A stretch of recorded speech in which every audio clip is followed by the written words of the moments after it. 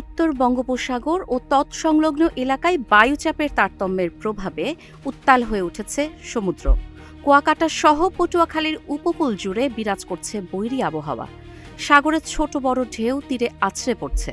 আকাশ ঘন মেঘে ঢাকা, আর দুপুরের পর থেকে বিভিন্ন স্থানে থেমে থেমে গুঁড়ি গুঁড়ি বৃষ্টি হচ্ছে। বাতাসের চাপ বৃদ্ধি পাওয়ায় নদ নদীর পানির উচ্চতাও কিছুটা বেড়েছে। এতে উপকূলীয় এলাকার মানুষের মধ্যে উদ্বেগ দেখা দিয়েছে। আবহাওয়া অফিস জানিয়েছে, খুলনা, বরিশাল ও পটুয়াখালী অঞ্চলের ওপর দিয়ে ঘণ্টায় ৪৫ থেকে ৬০ কিলোমিটার বেগে ঝোড়ো হাওয়া বয়ে যেতে পারে। এ পরিস্থিতিতে নদীবন্দরগুলোকে ১ নম্বর সতর্ক সংকেত এবং পায়রা সমুদ্রবন্দর সহ সব সমুদ্রবন্দরকে ৩ নম্বর স্থানীয় সতর্ক সংকেত দেখাতে বলা হয়েছে। সাগরে থাকা মাছ ধরা ট্রলারগুলোকে উপকূলের কাছাকাছি থেকে সতর্কভাবে চলাচলের নির্দেশ দেওয়া হয়েছে। কাজী ইরশাদ জাহান দৃষ্টি, নাগরিক প্রতিদিন।